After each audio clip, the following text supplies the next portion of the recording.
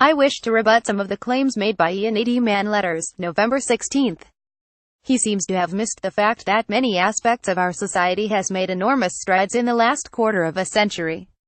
For example, we now have record numbers in employment, more jobs, more people taken out of paying income tax benefiting the low-paid gay marriage, record spending on the NHS, and mixed wards in hospitals all but disappeared. We have had the rebalancing of public versus private sector employment to the benefit of the latter, with consequential reduction in public spending and of course the economic uplift following years of abysmal failure in this area by the Labour Party, contrary to Mr. Mann's assertion that the Conservatives are making a mess of the economy. In terms of Brexit, nobody, save perhaps Mr. Mann, thinks that the government believes it can demand a good deal on leaving the EU, especially as the other 27 members hold all the cards, his words. In addition, there is no way that these other countries really want us to leave with a no-deal scenario, especially France and Germany, who want and need a free trade arrangement with the UK just as much as we do, and to suggest that we might resort to special pleading is tantamount to insulting our negotiating team. In the current age of 24-hour news reporting and social media, it is inevitable that the means is scrutinized minutely before the end results are achieved, and in this respect we all should have a little more faith in our current government and leave the carping until the final deal is known. This also applies to the rollout of universal credit, which will turn out to be very successful in the long term. I cannot believe that Mr. Mann, an ardent SNP supporter, really wants the current government to fall on its sword, to be replaced inevitably by a Jeremy Corbyn-old centre-left administration which will drag us back a quarter of a century and beyond. Christopher H. Jones, 25 Ruthven Avenue, Giffnock. Astonishing. For the second year in succession, Scottish Conservative Party leader Ruth Davidson has been voted Herald Scottish Politician of the Year. The available evidence hardly supports that. To have 12 MPs at Westminster, out of 59, pushing a bedraggled Labour Party into third place, is a doubtful achievement.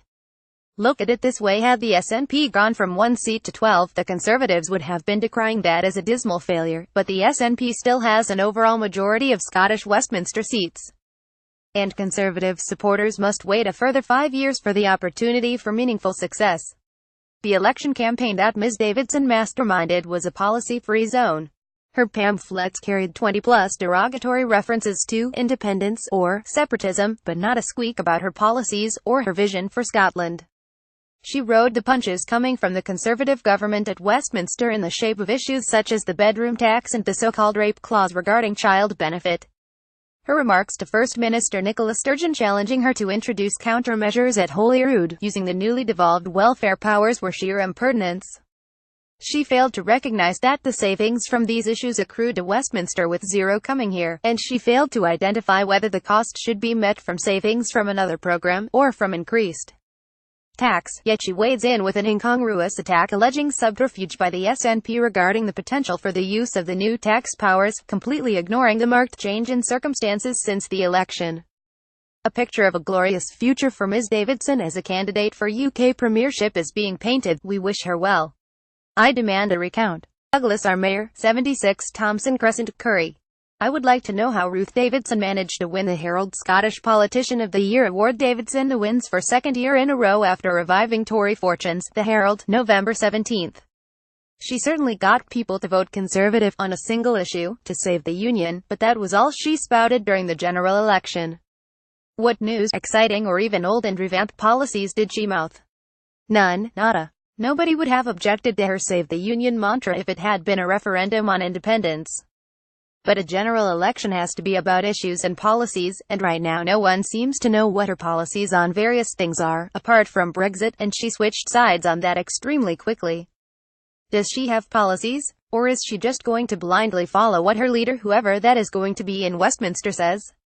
To be in opposition, your job is to provide stiff scrutiny of government policy, and to produce workable alternatives to that of the government. So far on that front, nothing, not even constructive criticism. How many keynote speeches has she delivered? How many international dignitaries has she addressed?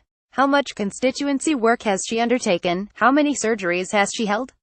The Politician of the Year award should for the hard-working politician who contributes to their constituency and electorate, not a politician that stands up once a week and nags at the government.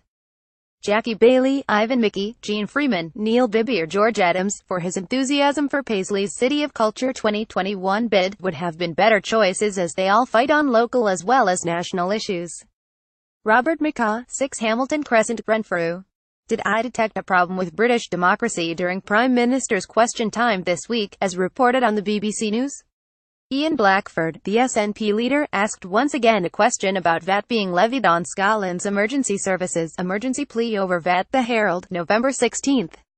The Prime Minister's response suggested the subject might form part of next week's budget, but could not resist her well-rehearsed comment that the Scottish Government had been warned that setting up these national bodies would incur VAT.